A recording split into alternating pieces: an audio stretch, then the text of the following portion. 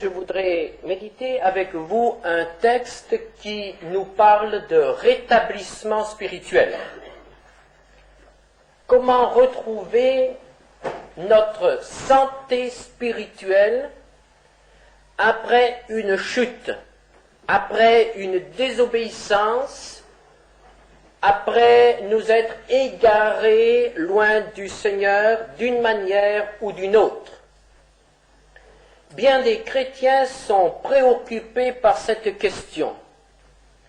En effet, comme on le dit, on est vite par terre, mais pour se relever, c'est une autre affaire. Dans le domaine spirituel, c'est vrai aussi.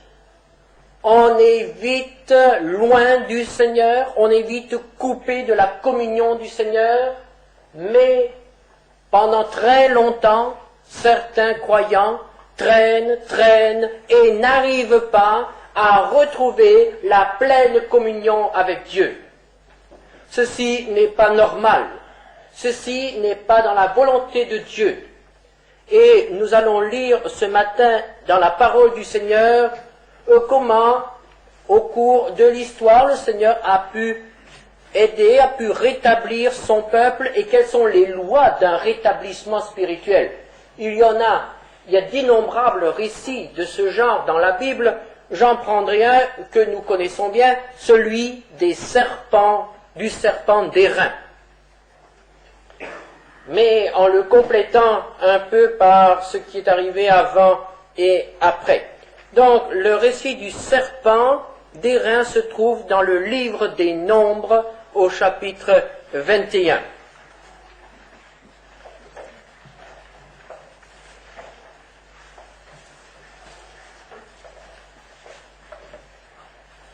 Nombre 21, versets 4 à 6. Ils partirent de la montagne de Hor par le chemin de la mer Rouge pour tourner le pays d'Édom. Le peuple s'impatienta en route et parla contre Dieu et contre Moïse. « Pourquoi nous avez-vous fait monter hors d'Égypte pour que nous mourions dans le désert? Car il n'y a point de pain et il n'y a point d'eau, et notre âme est dégoûtée de cette misérable nourriture. » Alors l'Éternel envoya contre le peuple des serpents brûlants. Ils mordirent le peuple, et il mourut beaucoup de gens en Israël. Quelles sont les conditions d'un rétablissement spirituel? Il faut d'abord analyser les causes de la chute et ses conséquences. Il faut savoir pourquoi et comment nous sommes tombés. Il faut voir les choses en face. Et ici, dans le texte, nous pouvons savoir quelles sont les causes de la chute du peuple. Il est dit tout d'abord, au verset 4, « Le peuple s'impatienta en route ». Quelle a été la cause de cette impatience? Rappelons-nous qu'il s'agit là du peuple hébreu qui se trouve dans le désert. Il est dans le désert depuis de nombreuses années. Le Seigneur a fait sortir Israël d'Égypte pour le conduire en Canaan. La durée de la traversée du désert était certainement d'un peu plus de 2 ans dans la pensée de Dieu. Et lorsque le peuple se présenta à la frontière de Canaan, le peuple décida qu'il n'était pas assez fort pour opérer la conquête du pays. Le peuple écouta les messages ou les conclusions des espions plutôt que d'écouter la parole de Dieu qui leur disait « montez ». Et c'est ainsi que Dieu a repoussé son peuple et lui a dit « vous n'entrerez pas dans le pays ». Et au lieu de mourir dans le pays que je vous promettais, vous mourrez dans le désert. Et c'est ainsi que le peuple a vu son séjour dans le désert prolongé de 38 ans. Et voici ces 38 années qui arrivent à leur fin. Et Israël est toujours encore dans le désert.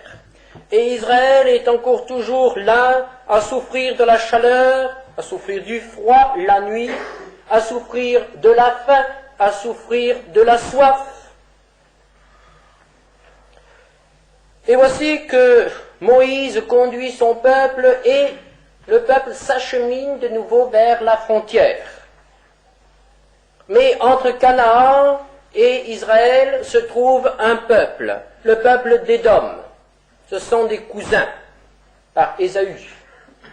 Et Israël pense que ce peuple parent, ce peuple cousin, va lui permettre de prendre un raccourci et de traverser le pays pour arriver en Canaan. Et voilà qu'Édom répond tout simplement au chapitre 20, verset 18, « Tu ne passeras point chez moi, sinon je sortirai à ta rencontre avec l'épée. » Quelle déception! Un frère qui déçoit. On croit toucher au but, après de longues années de souffrance, et voici un nouveau prolongement, un nouveau retard. Et Dieu prend son peuple et lui montre un autre chemin. Et il est dit, il repartit par le chemin de la mer Rouge. C'est-à-dire, il s'éloigne de nouveau de Canaan. Alors, le peuple s'impatienta. Et c'est vrai, très souvent dans notre vie de tous les jours, nous surmontons bien des difficultés. Mais parfois, c'est une petite contrariété, une petite difficulté qui constitue, comme on le dit, la goutte qui fait déborder le vase. Et alors on s'impatiente et on dit, ça suffit, il y en a assez. Et Israël s'est impatienté dans le désert. J'en ai assez d'être dans le désert. Voilà l'origine de la chute. Il s'impatiente. Et cette impatience s'exprime. Cette impatience franchit le seuil des lèvres. Et le peuple parla contre Dieu et contre Moïse. On se révolte contre Dieu. Et on se révolte contre le serviteur de Dieu qui ne fait qu'appliquer fidèlement la parole de Dieu. Et qui ne fait que se conformer à la volonté de Dieu. Alors on les met tous les deux ensemble et on se révolte. Et quand on ne peut pas se révolter contre un serviteur de Dieu, alors on se révolte contre la parole de Dieu. On trouve toujours moyen de se révolter contre quelqu'un ou quelque chose. Mais en réalité, c'est la révolte contre Dieu. Et qu'est-ce qu'il y avait encore dans cette révolte contre Dieu? Qu'est-ce que le peuple a exprimé? Oh, il a exprimé cette vieille rengaine qui était toujours à nouveau là à l'heure des crises dans le désert. Pourquoi nous avez-vous fait monter hors d'Égypte? Ah, voilà une vieille rengaine. Est-ce qu'il y a quelque chose que nous reprochons toujours à nouveau au Seigneur dans les heures de crise? Est-ce qu'il y a quelque chose qui n'a pas été guéri, qui n'a pas été assaini profondément? Est-ce que dans les moments d'impatience, dans les moments de crise, dans les moments de difficulté, nous faisons toujours à nouveau à Dieu le même reproche? Et il y a peut-être des années que cela dure.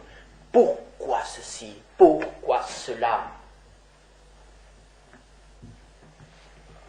C'est peut-être quelque chose qui concerne notre santé, peut-être quelque chose qui concerne notre passé, peut-être quelque chose qui concerne notre entourage, peut-être quelque chose qui concerne notre famille, peut-être quelque chose qui concerne notre Église ou nos frères, quelque chose qui est comme une vieille rengaine qui sort toujours à nouveau. À l'heure de la crise, on parle contre Dieu. Voilà donc la chute. Israël s'impatiente, Israël se révolte, Israël exprime les regrets d'avoir suivi Dieu. C'est cela. Israël dit, nous aurions mieux fait de rester en Égypte au service de Pharaon plutôt que de venir dans le désert au service de Dieu. On regrette le passé. Quelles vont être les conséquences de cette révolte? Oh, très simple. Et très dur aussi.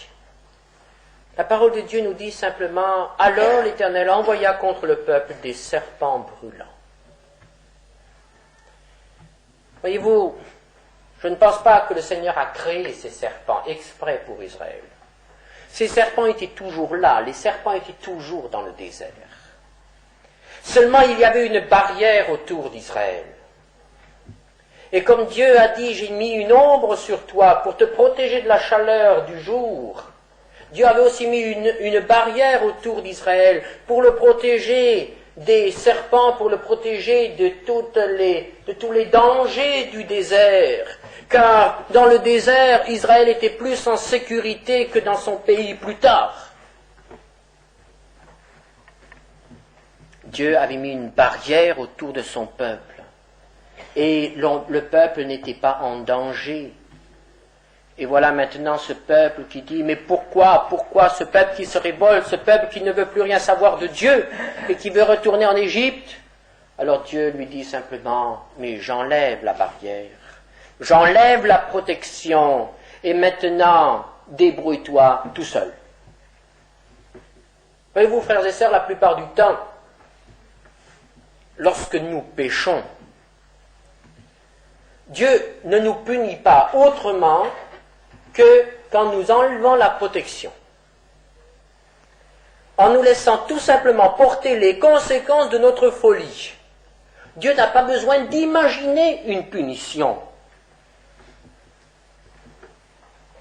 Il enlève la protection. Et la punition vient d'elle-même, car nous sommes environnés de dangers dans tous les domaines.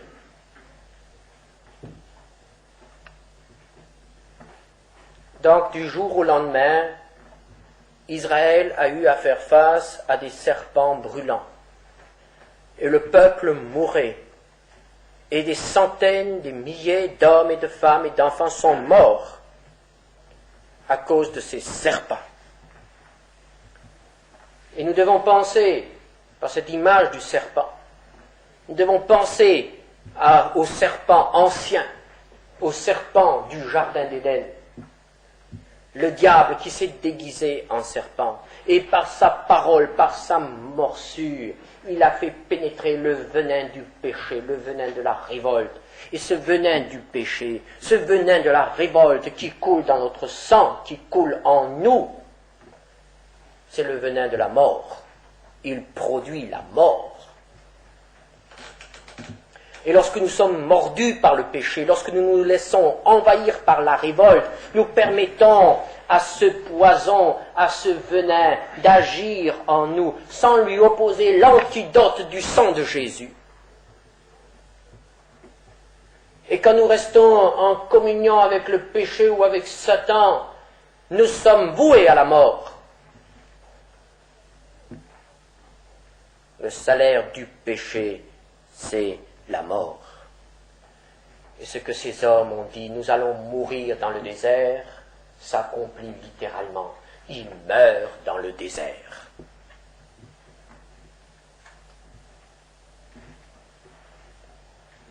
Alors, le premier pas vers le rétablissement, c'est de comprendre que ces serpents sont là parce qu'il y a eu une révolte.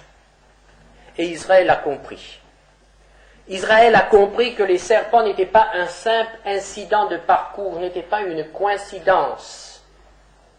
Israël a compris qu'il y avait une relation entre la présence de ces serpents qui semaient la mort et leur révolte contre Dieu.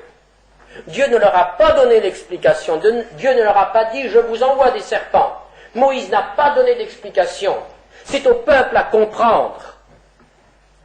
Et le peuple a compris. Et ça, c'est le premier pas. Quand on voit que la situation dans laquelle on se trouve est due à une défaite, à un péché, à une révolte, quand on arrive à rétablir ce qui s'est passé. Et alors, ce premier pas vers la guérison consiste, après avoir constaté que ce qu'on subit est la conséquence d'une révolte, à analyser ce qui nous a fait tomber et à dire ce qui est la cause de notre chute, à ne pas chercher la faute chez les autres. Et là nous voyons qu'Israël n'est pas venu et a accusé Dieu d'avoir envoyé des serpents, ou a accusé Moïse de l'avoir fait traverser une contrée où il y avait des serpents. Israël est venu et a dit, a reconnu. Israël a donc analysé sa faute, sa chute, et Israël a reconnu ce qu'il a fait. Israël vient et dit, nous avons péché, nous avons parlé contre l'Éternel et contre toi.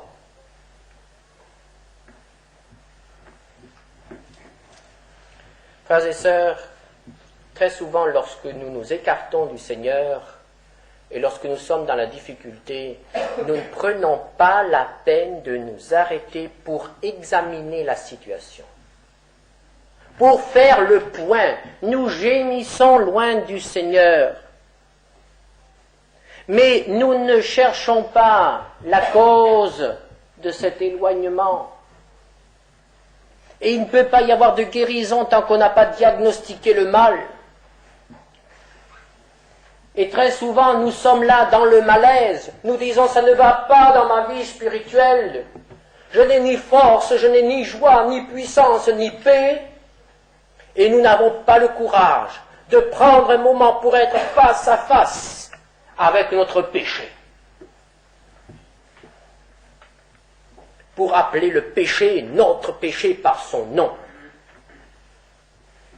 Et c'est cette paresse, c'est cette négligence spirituelle qui est la cause principale de ce que tant de chrétiens sont là, sans force, sans joie, et répandant, semant une odeur de mort, alors qu'ils devraient avoir une odeur de vie. Quand il y a des serpents brûlants dans le camp, dans l'église, il faut savoir d'où ça vient.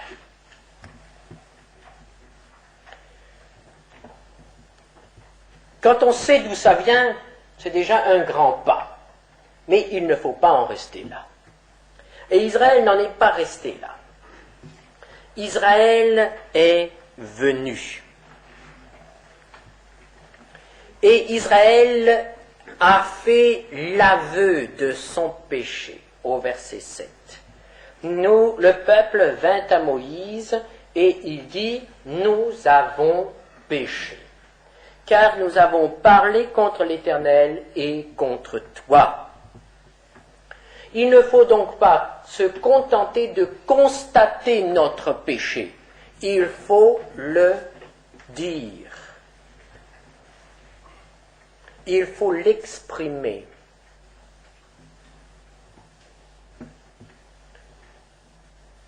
Et voyez-vous, très souvent, nous avons de la peine à exprimer. Quand nous prions le soir, nous disons, Seigneur Jésus, pardonne tous les péchés que j'ai commis aujourd'hui. Ah, si nous prenions une fois le temps de, au lieu de faire cette prière-là, qui est très vite dite, si nous prenions une fois le temps de nous arrêter et de dire, bon, mais je t'ai demandé pardon pour tous les péchés de la journée, mais je voudrais quand même savoir et voir un peu ce qui a été fait. Alors je commence le matin de bonne heure.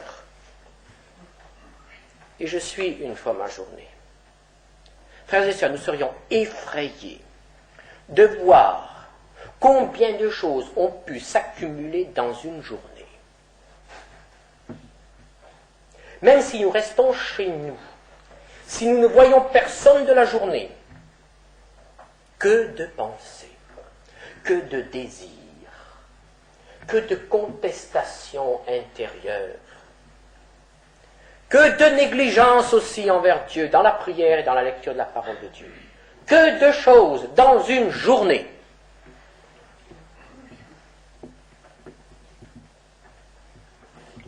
Et alors, quand le soir nous bâclons simplement notre examen de conscience par ces paroles, pardonne tout ce que j'ai fait,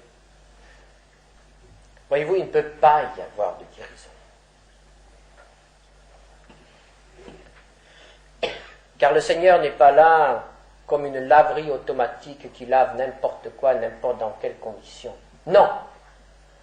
Chaque péché est commis isolément, est un acte de désobéissance isolé en présence de Dieu, et chaque péché doit être apporté isolément.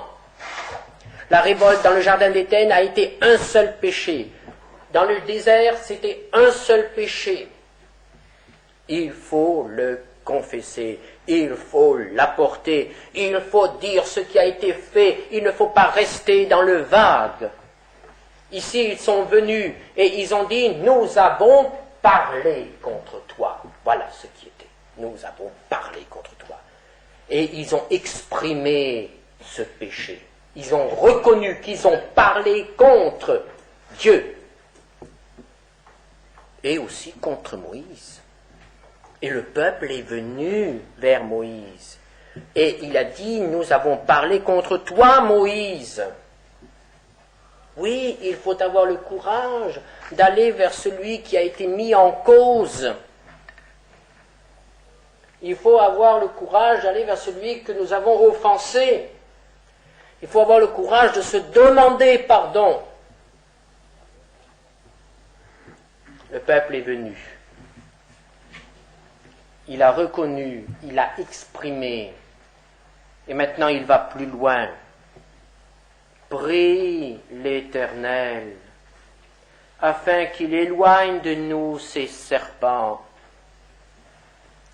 Et si nous analysons cette requête, un peuple qui vient vers Moïse et qui dit « Prie maintenant, prie l'Éternel ». Alors qu'il y a quelques jours, ce peuple était devant Moïse et il disait « Nous en avons assez de te suivre. Nous en avons assez d'obéir à l'Éternel. Nous ne voulons plus de l'Éternel et nous ne voulons plus de toi. » Et maintenant, voici ce peuple qui vient et qui dit « Prie l'Éternel ». Ce peuple qui se place de nouveau devant l'Éternel.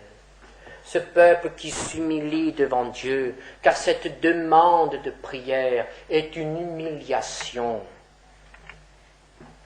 Quelle humiliation, n'est-ce pas, lorsque nous sommes obligés d'aller vers quelqu'un duquel nous avons dit « Je ne veux plus de lui, je ne veux plus rien avoir à faire avec lui, je ne veux plus le servir. » Et être obligé de servir ou recevoir quelque chose de lui. Et lorsque nous sommes obligés au bout de quelque temps de venir et de lui dire « Pardonne-moi, mais viens, fais de nouveau quelque chose pour moi. » Quelle humiliation! Et Israël n'avait pas d'autre solution. Il a fallu retourner, il a fallu aller vers Dieu et lui dire « Fais quelque chose maintenant, tu vois ces serpents, nous n'avons pas de moyen de nous en délivrer. » C'est un retour vers Dieu, c'est une demande de grâce. Maintenant, pardonne, nous avons mérité de mourir, mais ne nous prends pas au mot. Fais-nous grâce. Frères et sœurs, si Dieu nous prenait au mot chaque fois que nous parlons contre lui, aucun d'entre nous ne serait là ce matin. Fais-nous grâce. Et Dieu a fait grâce, Dieu a dit, oui, fais un serpent d'airain et élève-le pour que quiconque le verra, quel que soit l'état avancé de son empoisonnement, quiconque le verra sera guéri. Et remarquons ici que c'est Dieu qui choisit le moyen de guérison, ce n'est pas Israël qui l'impose. Et il proclame, il montre à son peuple que le serpent a été vaincu. Et plus tard, Dieu fera cela avec son Fils. il prendra son Fils et mettra sur lui le péché et la mort. Et il élèvera son Fils. Et il dira, comme mon Fils meurt sur la croix, ainsi je vais vaincre le péché et la mort. Je traite mon Fils comme s'il était le péché et la mort. Regardez, il est vaincu. 2 Corinthiens 5, verset 21, celui qui n'a point connu le péché, il a fait devenir péché pour nous. Et alors quel est le dernier acte du rétablissement? C'est le regard de la foi. Et cela aussi manque souvent. Lorsque nous sommes révoltés à plusieurs reprises contre Dieu, nous n'avons pas le courage de croire que son pardon est total, que son pardon nous rétablit dans la situation que nous avions autrefois, dans la communion avec lui telle que nous la connaissions avant notre péché. Il faut cet acte de foi, il faut croire que Dieu pardonne en Jésus-Christ, il faut croire que Dieu nous accueille, il faut croire que Dieu nous guérit intérieurement lorsque nous avons rempli les conditions. Et alors, est-ce que ce rétablissement a été complet? La plupart du temps, l'on s'arrête à ce récit des serpents brûlants, du serpent d'airain. Mais il faut lire la suite. Et alors, dans la suite de ce chapitre, nous trouvons des quantités de choses intéressantes. Par exemple, au chapitre 21, versets 16 à 18, de là, il partira à Bér. Donc maintenant, les voici de nouveau en route. Et les étapes se multiplient. Dans ce chapitre, nous lisons tout de suite, ils partirent, puis ils partirent, et les voilà qui marchent de nouveau. Ah, c'est un peuple qui est de nouveau en marche. Et c'est un peuple qui est en marche de nouveau vers Canaan. Oui, ils ont fait le virage. Et ils remontent vers Canaan maintenant. Donc c'est un peuple qui est de nouveau en marche. C'est un peuple qui avance. C'est un peuple qui fait l'expérience du pardon. Bon, c'est derrière, c'est passé. Et alors les voici maintenant au verset 16. De là, ils allèrent à Bér. C'est ce Bér où l'Éternel dit à Moïse, rassemble le peuple et je leur donnerai de l'eau. Alors Israël chanta ce cantique, monte puis, chantez en son honneur, puis que des princes ont creusé, que les grands du peuple ont creusé avec le sceptre, avec leur bâton. Ils ont eu de l'eau. Et Paul dit dans 1 Corinthiens 10, verset 4, ils ont tous bu le même breuvage spirituel, car ils buvaient à un rocher spirituel qui les suivait, et ce rocher était Christ. Autrement dit, la communion avec Christ était rétablie. Ils buvaient au rocher spirituel, ils étaient de nouveau désaltérés, ils pouvaient boire, ils étaient de nouveau en pleine communion.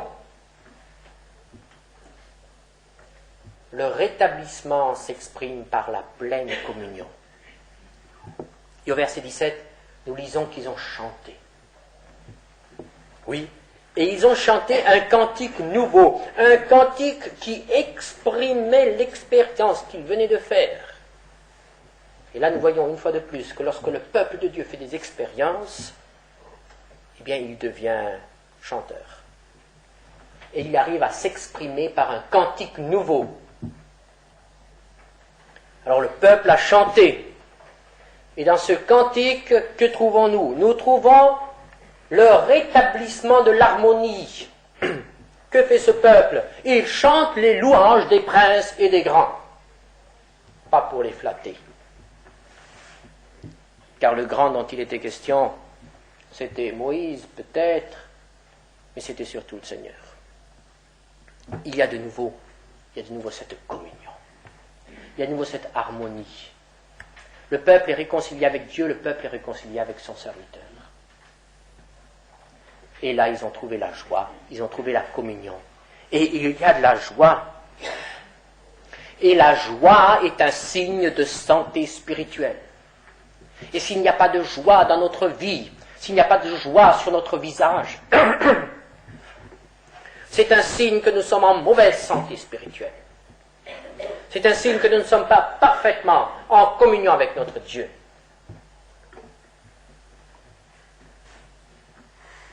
Bien sûr, je suis d'accord avec vous. Le combat de tous les jours ne nous permet pas d'être toujours joyeux. Mais quand même. Jésus, quelques heures avant sa mort, parlait de sa joie. Paul, dans la prison, écrivait sa joie. L'épître de la joie, l'épître aux Philippiens, c'est une épître écrite dans les chaînes. Ouais. Et poursuivons notre lecture de ce chapitre. Maintien. Israël envoya des messagers à Sion, roi des Amoréens, pour lui dire « Laisse-moi passer par ton pays. » Voilà de nouveau un obstacle. « Nous n'entrerons ni dans les champs ni dans les vignes, et nous ne boirons pas l'eau des puits. Nous suivrons la route royale jusqu'à ce que nous ayons franchi ton territoire. » Sion n'accorda point à Israël le passage sur son territoire. Il rassembla tout son peuple et sortit à la rencontre d'Israël dans le désert. Et il vint à Jahaz et combattit Israël. L'épreuve est de nouveau là. Dès qu'on s'approche de Canaan, il y a l'ennemi qui ferme. Et ici, l'ennemi ne se contente pas seulement de fermer, mais il vient combattre. Et quelle va être la réaction d'Israël maintenant? Va-t-il faire demi-tour et être découragé? 24. Israël le frappa du tranchant de l'épée et s'empara de son pays. Il n'y a plus de découragement, mais il y a une manifestation de puissance. Et c'est la première victoire d'Israël aux frontières de Canaan. Et le pays de Sion, roi des Amoréens, tombe au pouvoir d'Israël. Puis Israël continue. Et le long de la rive gauche du Jourdain, part de conquête en conquête. C'est maintenant le moment des conquêtes. Et il montera jusqu'aux frontières de Syrie. Puis se tournera vers l'ouest et prendra Canaan. Le moment des conquêtes est venu. Frères et sœurs, lorsque nous tombons, il ne faut pas rester par terre. Lorsque nous péchons, il faut venir à celui qui guérit et qui pardonne, qui peut nous rétablir entièrement. Car la vie chrétienne, telle que le Seigneur veut que nous la vivions, c'est une vie où nous trouvons ce que nous venons d'analyser ensemble, où nous trouvons la joie, où nous trouvons la communion, où nous trouvons le courage, nous trouvons la puissance, nous trouvons la victoire. Voilà ce qu'est une vie, la vie que le Seigneur veut nous donner. Il ne faut pas nous contenter de moins. Est-ce que nous sommes rétablis spirituellement? Ou est-ce qu'il y a encore dans notre vie des séquelles d'anciennes chutes, d'anciens drames? Pourquoi ne pas demander au Seigneur, Seigneur, guéris-moi et conduis-moi dans cette vie spirituelle pour laquelle Christ a donné son sang, sa vie